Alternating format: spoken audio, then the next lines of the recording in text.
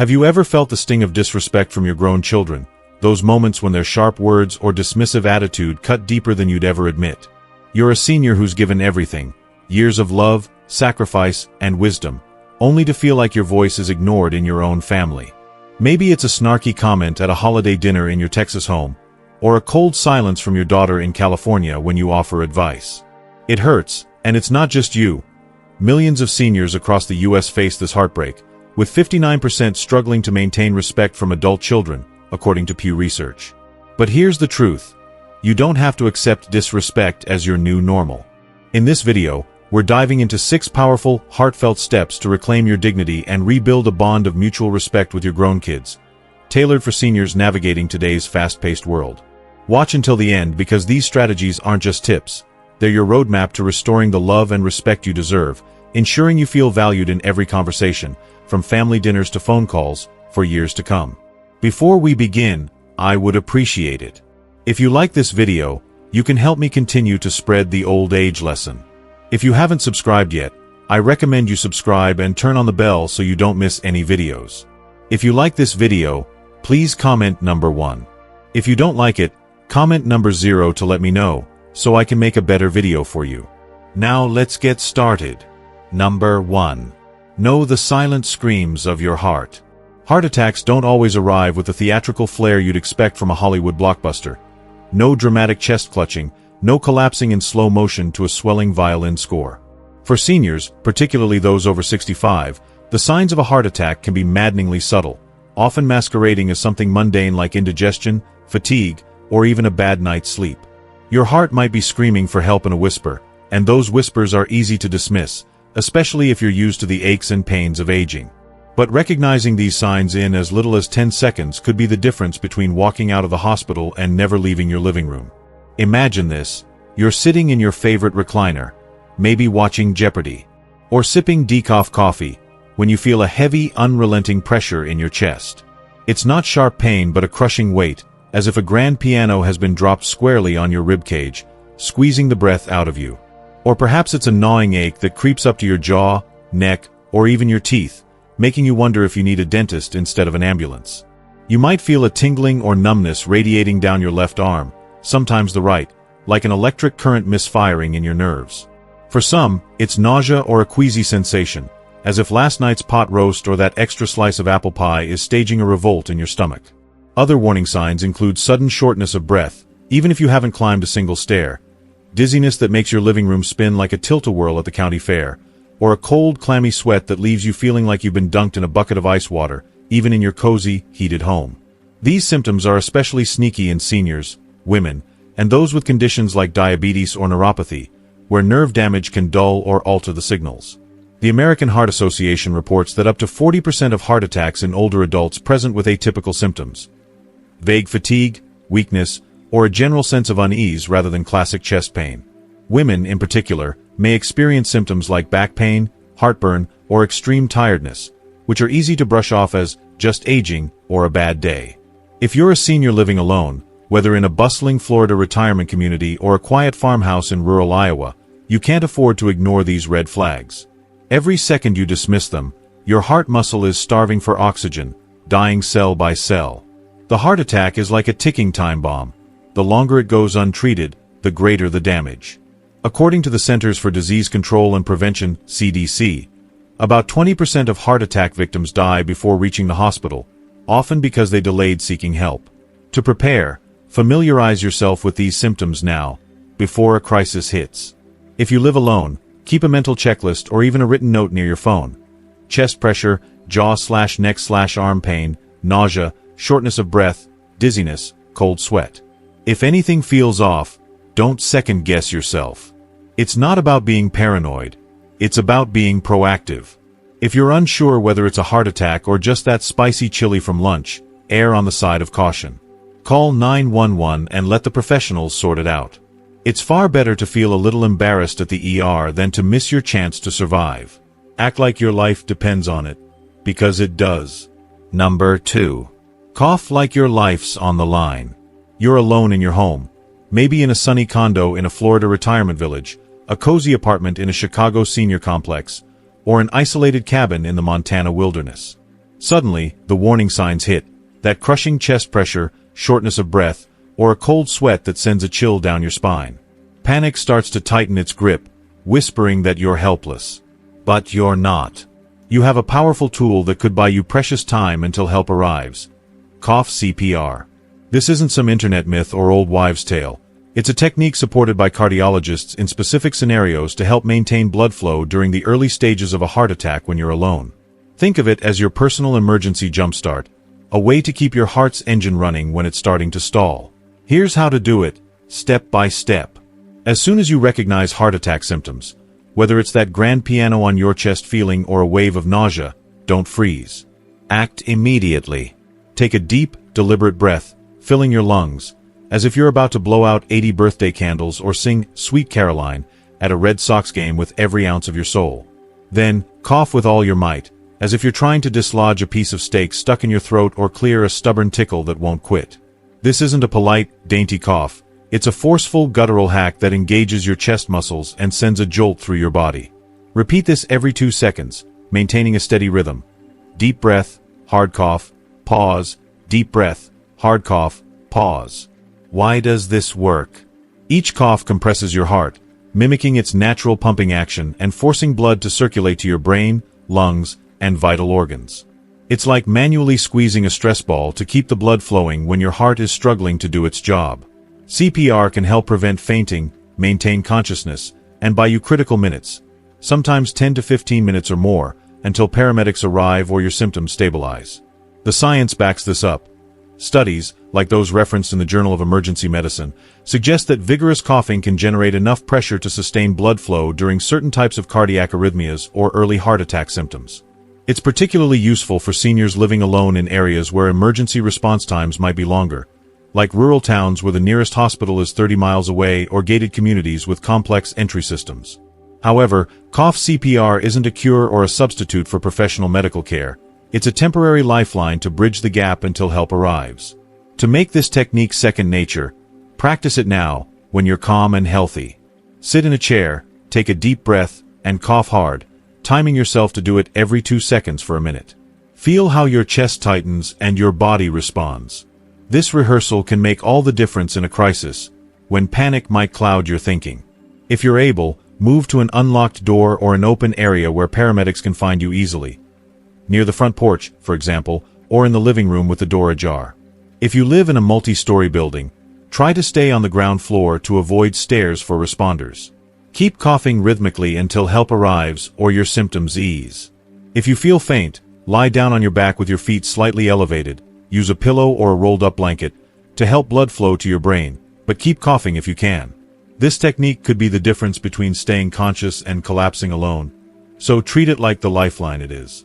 If you are still watching this video and finding these lessons useful, please comment number 1 below to let me know that you are still watching this video with me. Thank you for your valuable time. Number 3. Dial 911 before you blink. When a heart attack strikes, time is your most precious asset, and every second is a grain of sand slipping through an hourglass. Your smartphone, that old rotary phone on the kitchen counter, or even the medical alert pendant around your neck, is your lifeline.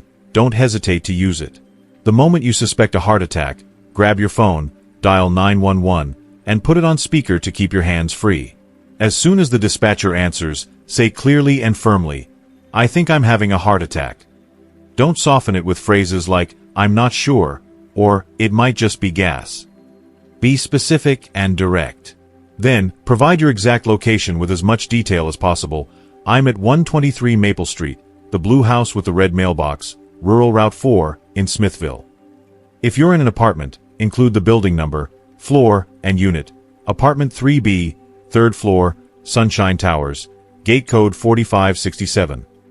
If you live in a gated community or a rural area, mention any landmarks that could help paramedics find you faster, like, "I'm across from the old oak tree by the county road," or, "The community entrance is off Highway 41, look for the fountain." While you're talking to the dispatcher, keep coughing rhythmically if you're using the cough CPR technique. Don't stop unless your symptoms ease or the dispatcher gives specific instructions. If you have a known heart condition and take medications like nitroglycerin, follow your doctor's protocol, typically 1 tablet under the tongue every 5 minutes, up to 3 doses, unless otherwise directed. But don't waste time rummaging through your medicine cabinet if you're not sure.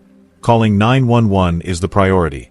The American Heart Association warns that delays in seeking help are a leading cause of heart attack deaths, with nearly half of sudden cardiac deaths occurring outside a hospital due to hesitation. Every minute without treatment increases the risk of cardiac arrest, when your heart stops entirely, or permanent damage to your heart muscle.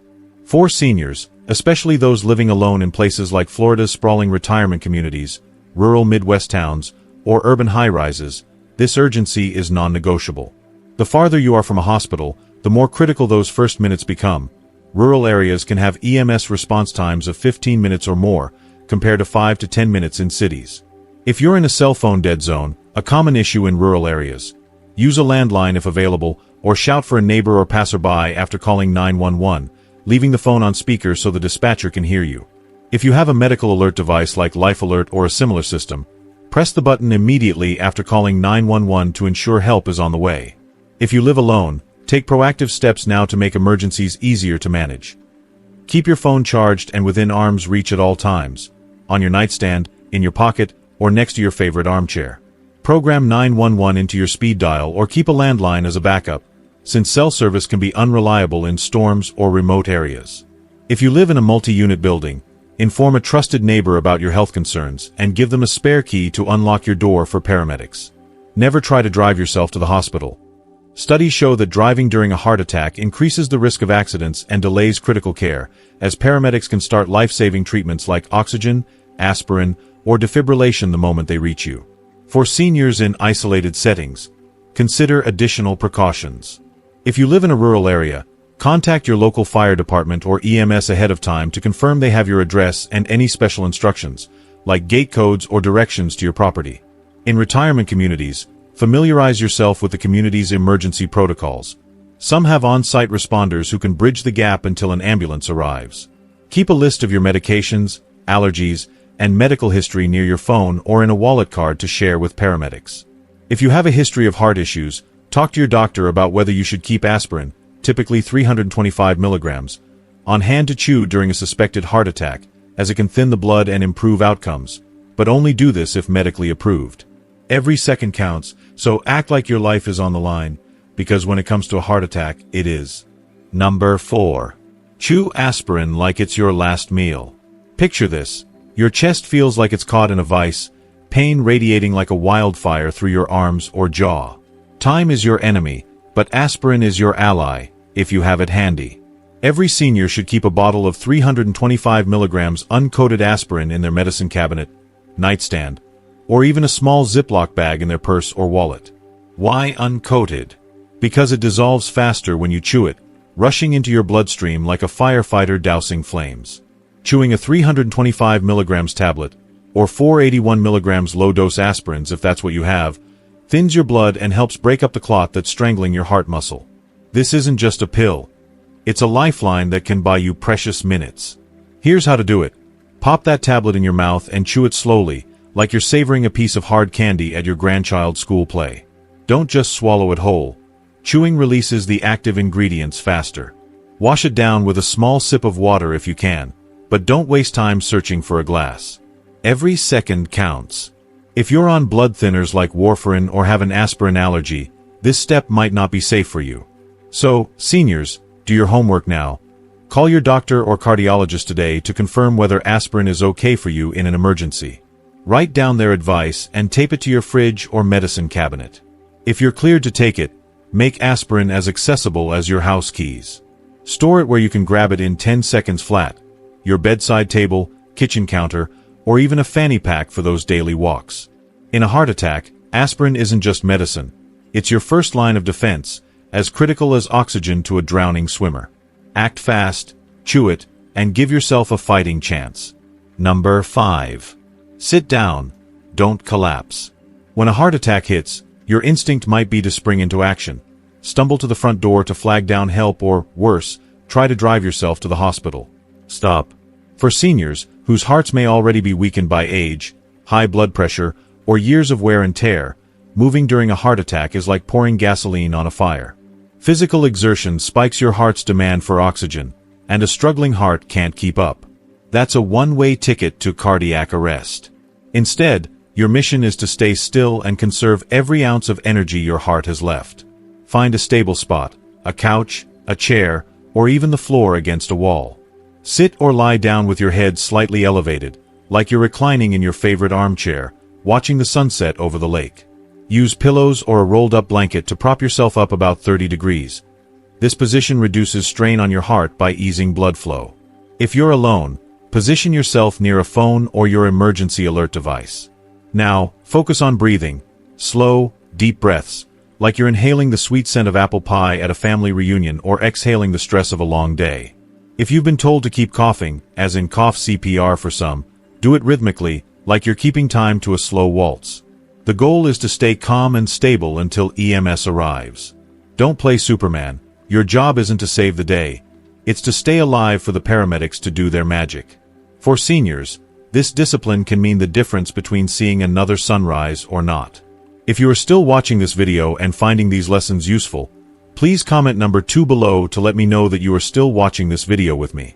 Thank you for your valuable time. Number 6. Tame the panic beast. A heart attack feels like the world is closing in. Chest pain, shortness of breath, and a primal fear screaming, "This is it." Your heart's racing, and panic is clawing at your mind, urging you to spiral. But panic is a thief. It steals oxygen from your heart, ramps up your blood pressure, and makes a bad situation worse. Seniors, you've faced life's toughest storms, raising kids, surviving loss, maybe even weathering wars or economic hardship. This is another battle, and you're tougher than you know. Your job is to tame the panic beast and keep your heart steady. Start by anchoring yourself in something familiar and comforting. Close your eyes and picture your grandkids giggling as they chase fireflies in the backyard, or recall the quiet peace of a Sunday morning at church, the organ music filling the air. These mental images are your shield against fear. Now, control your breathing. Inhale slowly through your nose for 4 seconds, like you're drawing in the crisp fall air at a county fair, then exhale through your mouth for 4 seconds, letting tension slip away. Keep it steady like a metronome. If you're coughing to maintain circulation, as some emergency protocols suggest, make it rhythmic, like tapping your foot to a favorite song. Speak to yourself, out loud if you must, "I know what to do. I'm buying time. Help is coming." This isn't just positive thinking. It's a strategy to slow your heart rate and preserve oxygen.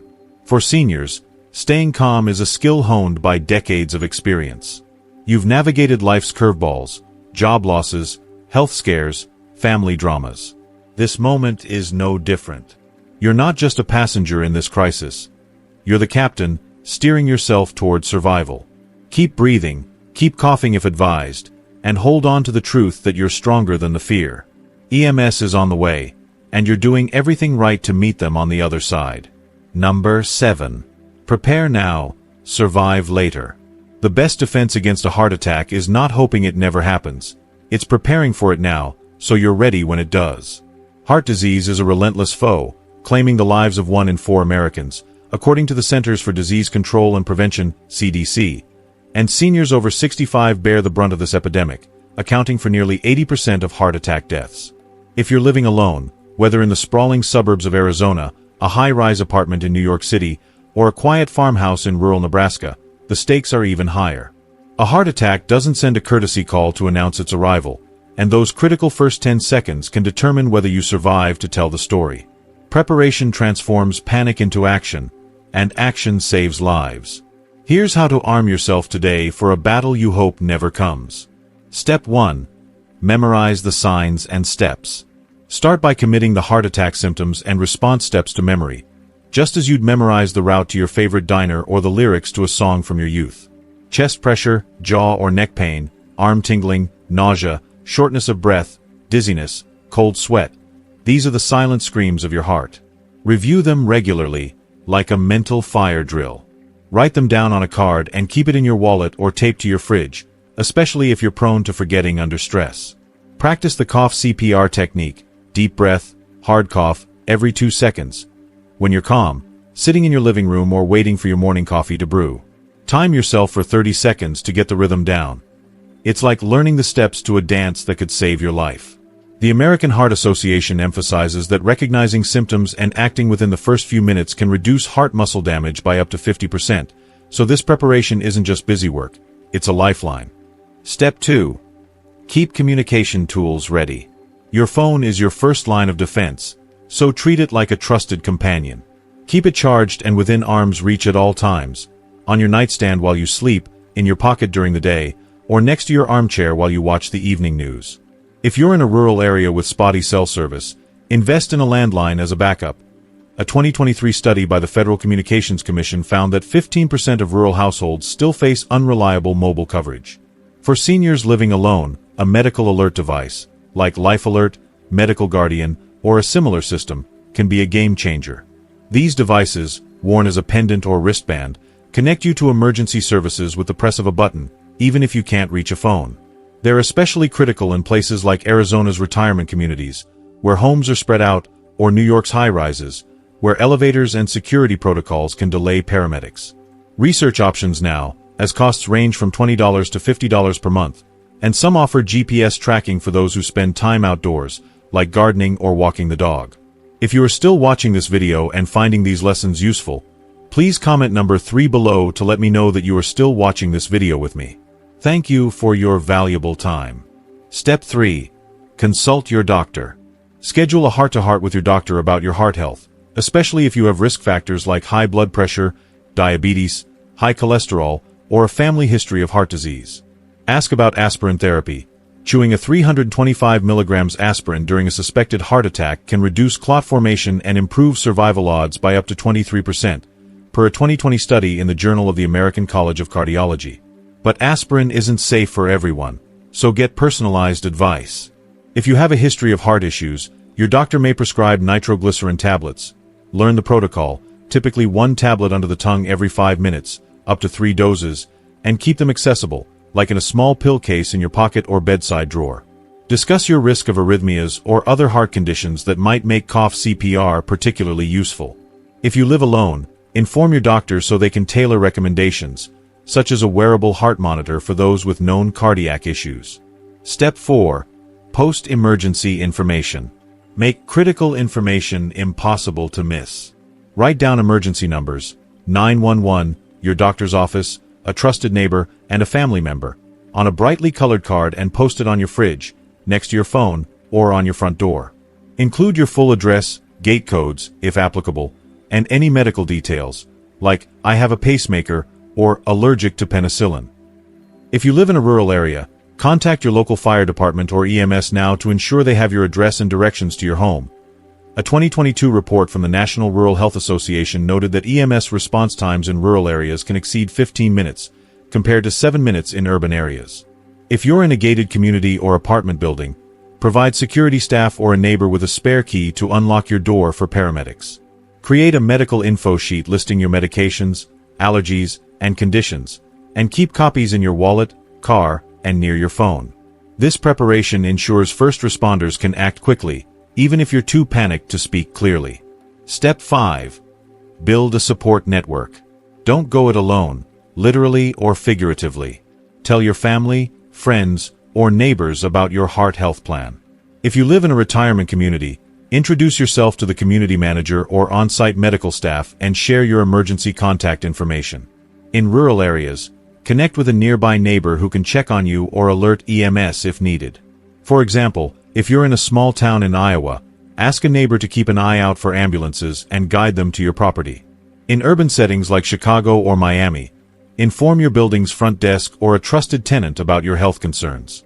Set up a system, like a daily check-in call with a family member, to ensure someone notices if you're unresponsive. If you're tech-savvy, consider apps like MaceOS or CaringBridge to alert contacts during an emergency. This network isn't just logistical, it's emotional armor, reminding you that you're not alone in a crisis. Step 6. Prepare your environment. Make your home emergency ready. Keep your front door unlocked during the day if it's safe, or install a lockbox with a spare key that EMS can access. Many fire departments offer these for seniors. Clear pathways to your door, removing clutter like throw rugs or furniture that could trip paramedics. If you live in a multi-story home, try to stay on the ground floor when you feel unwell, as stairs can delay responders. In rural areas, ensure your house number is visible from the road. Use large, reflective numbers or a brightly painted mailbox.